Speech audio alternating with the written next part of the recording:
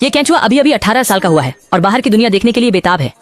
हाफते हुए खुदाई करते हुए अंधेरे में रोशनी बहुत कम थी। वह जरा सा ध्यान नहीं दे पाया और दूसरी केंचुए के सिर से टकरा गया। सामने वाले ने सीधे 360 डिग्री का घुमाव लेकर गिरकर मरने का नाटक किया। चाहे केंचुआ उसे कितना भी हिलाए, लेकिन बूढ़ा छठा बिल्कुल नहीं हिला। जब तक उसने देखा कि वह उसी की तरह है, तब बूढ़ा छठा उठकर उसे नमस्ते करने लगा। दोनों लोग पहली मुलाकात में ही अच्छे दोस्त बन गए और तुरंत ही भाईचारा निभाने की कसम खाई। फिर एक साथ बाहर की दुनिया की ओर चल पड़े।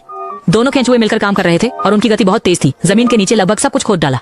हालांकि इतनी उच्च तीव्रता का काम निश्चित रूप से थकाने वाला होता है, इसलिए लाओ लियू ने चालाकी शुरू कर दी। वह चुपचाप दूसरी केंचुए की राह पर कुछ दूरी तक आगे बढ़ गया और फिर ऐसा दिखाने लगा जैसे वह भी मेहनत कर रहा हो।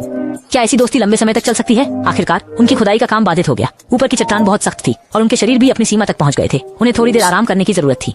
लाओ लियू ने मिट्टी से एक स्वादिष्ट भोजन निकाला और इसे साथी के साथ साझा करने के लिए आगे बढ़ा। दोनों केंचुए एक एक करके बारी बारी से खा रहे थे। सब कुछ बहुत अच्छे से चल रहा था, लेकिन आखिरी टुकड़े पर लाओ लियू ने एक अतिरिक्त कौर खा लिया और फिर डकार लेकर संकेत दिया कि वह भर गया है। बाईं ओर की केंचुआ भाईचारे को नष्ट न करने के लिए उसने भी एक डकार ली। इसके बाद वे दोनों फिर से रास्ते पर चल पड़े, लेकिन पत्थर बहुत सख्त था, इसलिए उन्होंने दोनों तरफ से थोड़ा घूम लिया, लेकिन ऊपर की मिट्टी फिर भी नहीं खोदी जा सकी। दोनों केंचुए जमीन पर गिर पड़े। उठने के बाद एक दूसरे को देखकर मुस्कुराए। बाहर से देखने पर भाईचारा अच्छा लग रहा था, लेकिन इस समय मतभेद उभर आया।